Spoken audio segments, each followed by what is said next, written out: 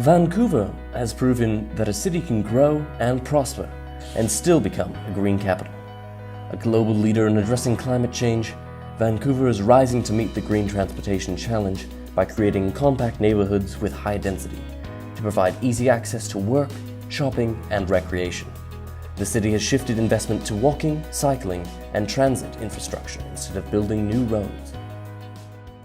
I think a green city is a city with a lot of landscaping and also dedicated in recycling and low emission in the city itself. I think the most important aspect is the landscaping development. Even though I know there's already a lot of parks and trees in the city itself, but we could improve it more. And then another thing will be recycling and environment.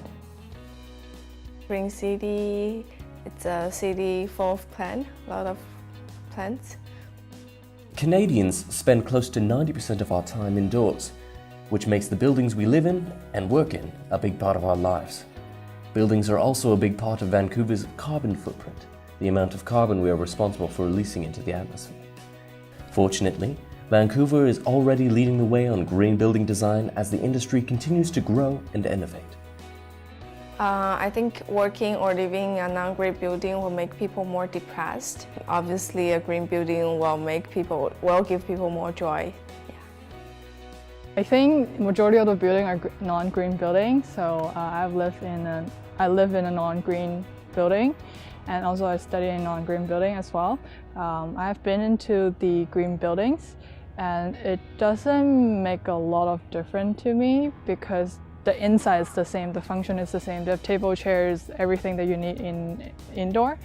It's just how we built the green building are built differently than a non-green building. So in terms of usage, I don't see there's any difference. How we move around a city makes a big difference to our quality of life. The air we breathe, the amount of land we need, our physical health, and the cost of travel are all impacted by our transportation choices. Green transportation includes transit, as well as active transportation like walking and cycling. It is about the places we see and the experiences we have on the way to our destination. Yes, I know the bike sharing program, but I barely use it because I think the bike company did not do enough promotion to convince us to use those programs. I think taking bus or driving car is more safe rather than taking bike to the downtown. Today, the beauty of the natural world continues to influence Vancouver's identity and contribute to our reputation as one of the world's most livable cities.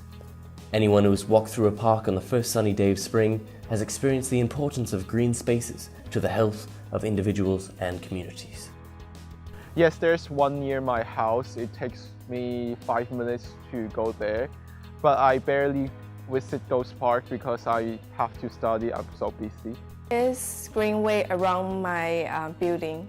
I'm not an exercise person, but my parents does walk every day, so I think it's good for their health. Breathing might be one of the most natural things we do. The quality of our air affects everyone in our community, particularly young children, pregnant women, seniors, and other vulnerable populations. Warmer, drier summers are expected in Vancouver due to our changing climate. These conditions will likely lead to an increase of forest fires in the region, the smoke from which will have impacts to Vancouver's air quality. When I first come here, I've never seen people wear masks on the street or during work, but recent years, due to the fire, I actually saw people wearing masks on the street.